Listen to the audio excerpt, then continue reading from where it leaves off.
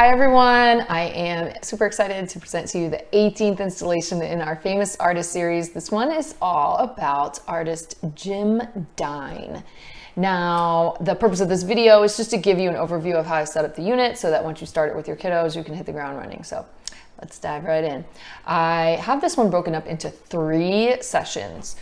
You'll notice, I would say the majority of my other units are 4 sessions long. So this one, I kind of, it was debatable whether or not to split it. I go both ways sometimes in my own classroom with this one, just depending on the pace of the kids. But as I presented the units for you guys, I organized it into 3 sessions. So just be mindful of that. And if you need to modify it to work for your setting, you should be able to. So you're going to start out with a digital storybook, and the digital storybook is designed to give kids a chance to just kind of get exposed to a lot of Jim Dine work and to get used to the idea that Jim Dine really kind of the bulk of his body of work, the stuff he's most known for, really has some very simple subject matter.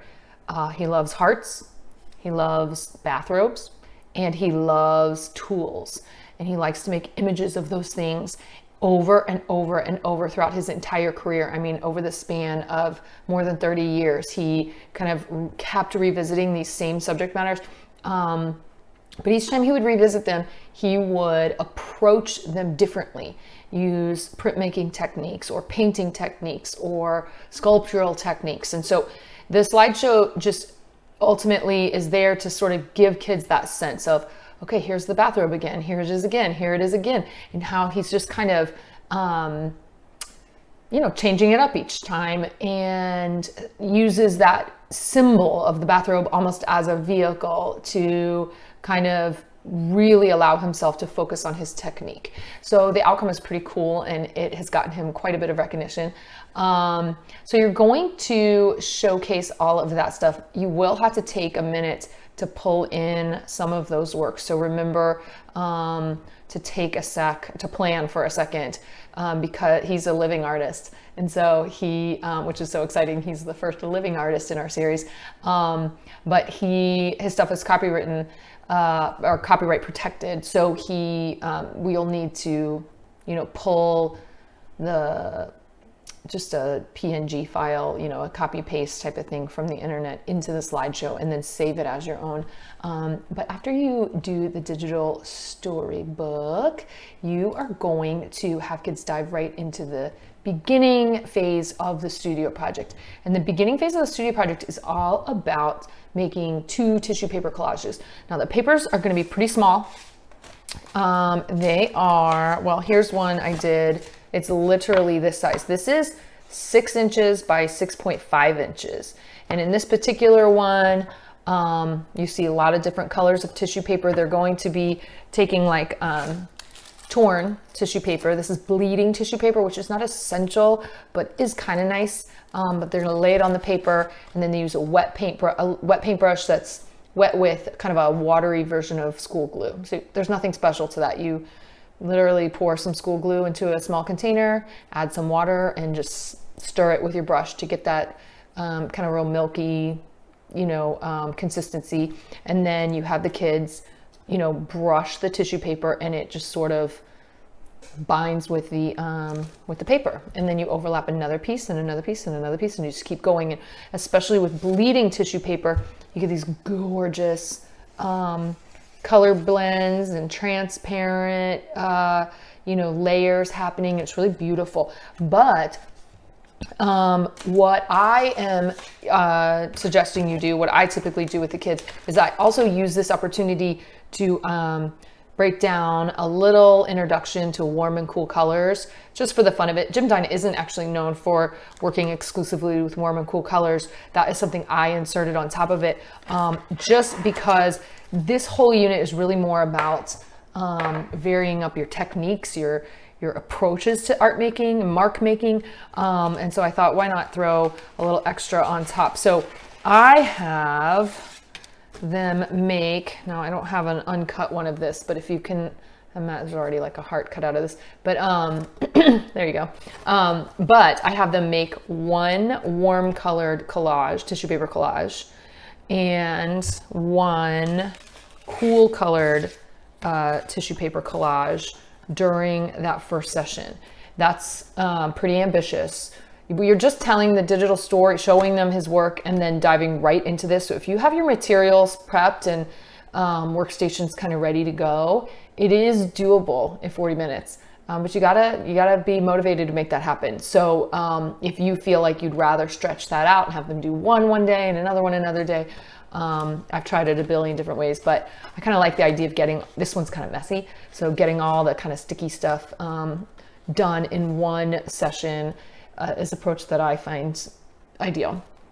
They're going to need plenty of time to dry, and I tend to pre-sort the tissue paper because you're working with real young guys and you're trying to, or I'm usually trying to conserve as much time as possible. I pre-sort the tissue paper and almost set it up like two completely different assignments within that first session. So sometimes you can set up two full-on workstations, or you can kind of walk it over to the kids' table like a tray that has only cool colors on it, get them to do that one, take it away. Okay, now here's tray number 2 with just this whole other set of tissue papers, and make another one. So you're introducing them to the warm and cool colors, and you're sort of reinforcing that based on what you're handing them. But you know, they don't have to do a lot of selecting and sorting now. If you have really high level kids, if your kids are on the older side, or they're just really advanced kids, or you have plenty of time, you can give them a big tray of unsorted tissue paper and have them sort warm from cool and just kind of add a whole nother layer to it. You can have them do all the tearing, or if you really want to go super fast, you can, grab stacks of tissue paper on a paper cutter and just chop up a bunch. It's the difference between that real clean edge versus this sort of more organic side. It both look kind of cool, so it's totally up to you. But that takes you to the end of session 1. So then you're immediately going to put those all on the drying rack. And then in session 2, you are going to be encouraging kids to make 2 extra warm colored designs and 2 extra cool colored designs. So in total, they have 3 of each, including their first tissue paper collage. Then they would also have 2 additional warm color designs. And with those, I suggest, because you're trying to emphasize the variety of techniques, I give them markers for their warm colors. There's no right or wrong answer to this. You can, I included some different samples. And when I say technique, in this particular case, I'm just saying your technique of how you make those marks, the pattern that you put down. You can encourage, model some different approaches. If you're really feeling brave and you want to pull out some paint, you could have them paint the warm colors. You're going to do the same thing with cool colors, but then to kind of change it up, I have them do their cool colors with crayons. And so same thing, they're ultimately just trying to, here's another one I have, it's sky's the limit, but you are ultimately trying to get them to come up with 1, 2, 3 total cool colors, and then 3 total warm color. So the tissue paper plus 2 drawn ones. So that's the goal of session 2. And again, I didn't throw in any fun facts or story tie-ins right here because I'm trying to maximize that second session. It's really a lot of studio work. So once they have created their 2 marker based warm color designs and their 2 crayon based cool color designs, then you are going to dive right into having them cut out a heart from those warm color. Do I not have it right here? I think I have one.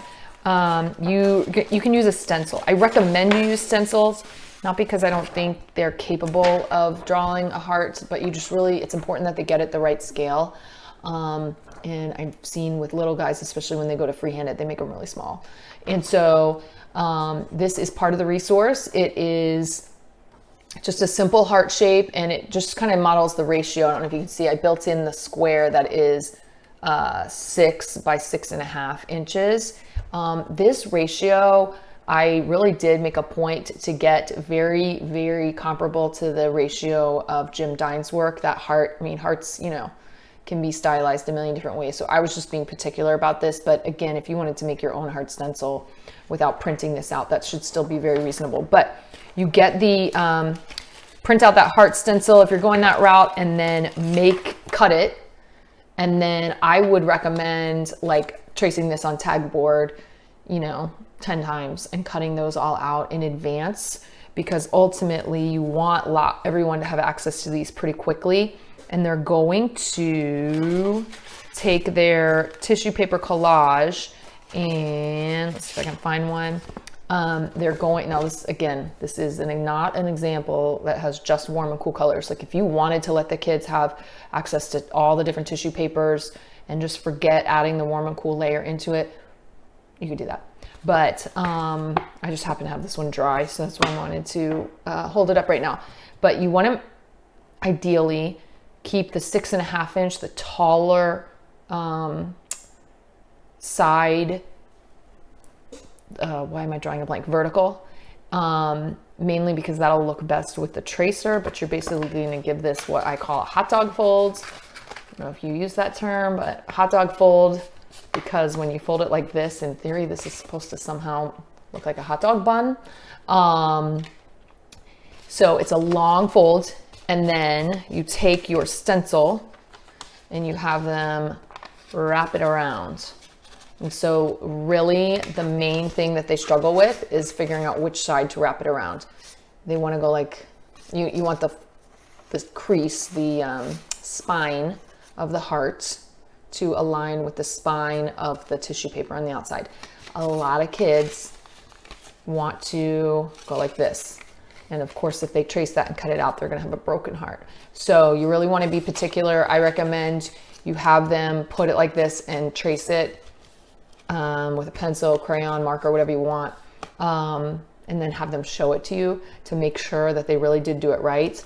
And then they do that on their warm one and their cool one, and then they cut it out. So they're going to cut the whole thing out, and ultimately the goal is it's going to look like that, and it's going to have, you know, a frame that look like that.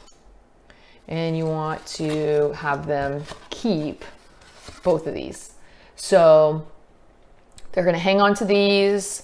They're going to do it with both their warm and cool tissue paper collages. And then you're going to take all of that, everything they made here, you're going to kind of bag it all up into a Ziploc bag, just to kind of keep it all sorted, because that's a lot of papers per kid at this stage. Put it all in a Ziploc bag, save it for third session. That's it for the second session. Oh, I forgot to mention, at the end of the first and second sessions, I put in a resource that you might want to pre-print and just have available in case you've got a couple early finishers. I honestly doubt you're going to have too many early finishers, because this is a lot of work you're shoving into a short amount of time. But these are the two printables. One has them kind of, Jim Dine just released his new wildest robe image yet. What does it look like? And you're just prompting them to color it in. They can use crayons, colored pencils, markers, whatever, paint, watercolor paint, whatever you want, to make this kind of inspired by Jim Dine.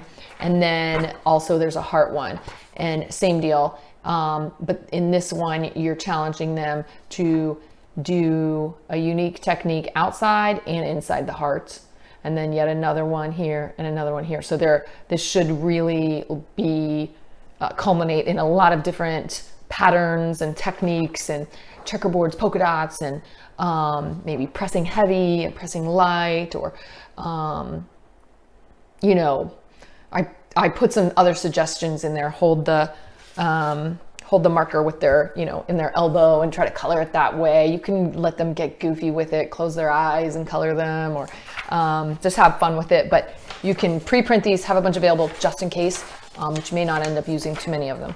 And so then in the third session, you are going to prompt them to experiment with different combinations. Okay, now so see the difference here. I can tell this is really supposed to be like this. It's such a subtle difference. I debated, should I change the proportions that I normally use just to make this easier for users, but and you can if you want to, but you want that 6.5 inch side to be going up rather than across, mainly because you're doing so many of them. So if you wanted to put them on display, you kind of want them to be consistent. But if they're not, the difference is so subtle, it's really not that big of a deal. It's just one of those minor issues. So you want to have them test it out like this. And then they could test it out on this one. They could test it out on this one. Oh, look how camouflaged that is. They could test it out on this one. And you basically want to have them playing with the idea that, wow, these different techniques really change the feeling of my work. Ultimately, they will end up with 4 different pairings because of how many frames and hearts they have left over. So, there you can have fun with this if you wanted to have them glue these all 4 of them in a row, or 4 in a tower, or 2 and 2, or whatever. But I tend to just leave them loose, and they're using a glue stick after they play with it and kind of explore several options. Have them kind of stand back from it and reflect on which one is catching their eye the most. But then you are going to have them lock it in with a glue stick and commit. And then right away, you're going to transition to your digital review. And I posed a bunch of questions in there that are kind of like my go-to questions, but I put some blank templates in there if you want to customize your review, cater it to your, whatever your discussion, whatever direction your discussion may have gone in. And then after they do the review, they'll have an art show, which is always fun. You have them spread out all their stuff, and it's fun because each child, depending on the group of kids you're working with, in my case, if I have up to 20 kids and each of them has 4 projects, the show is so fun because it's just this massive display of hearts and just a ton of stuff to look at, and they have a lot of fun. I posed some questions as just suggestions for you to get dialogue going during that art show. If you find them helpful, use them. If you want to change them, feel free. And then I added in a self-assessment. Again, it's printable, but if you are not in a printer-friendly scenario, you could just display this digitally and have kids walk through it as a group. I will go through the prompts. The first one says, I used varied materials and techniques to create 3 warm colored designs and 3 cool colored designs. So that's just them kind of taking in inventory. Did I do 3 of each? That was the goal. So 6 altogether. The second one says, I cut a heart shape out of 2 of my designs. So that has them thinking about working with that template. Did I have success with it? By the way, you might even have a couple extras, even dry ones on standby. Or maybe have your fast finishers make a couple extras for anybody who does mess up on the cutting part and gets the template backwards or something, just so that those kids can keep moving. But 2 prompts them to think about, did I have success with cutting out those heart templates? Number 3 says, I explored my options, then glued together 4 pairs of warm and cool designs. So that's really what they did at the very beginning of the 3rd session. And then this says, I used my materials carefully and tried my best on this project. So that's where they're thinking about craftsmanship and effort. There's room for teacher comments at the bottom. If you want to, you could print these out, have kids fill them out, and then send them home to parents when you're sending all of the work home, because it does help kind of explain exactly what the kids were aiming for, and gives them something to look at and offer discussion points, you know, for once the project is home.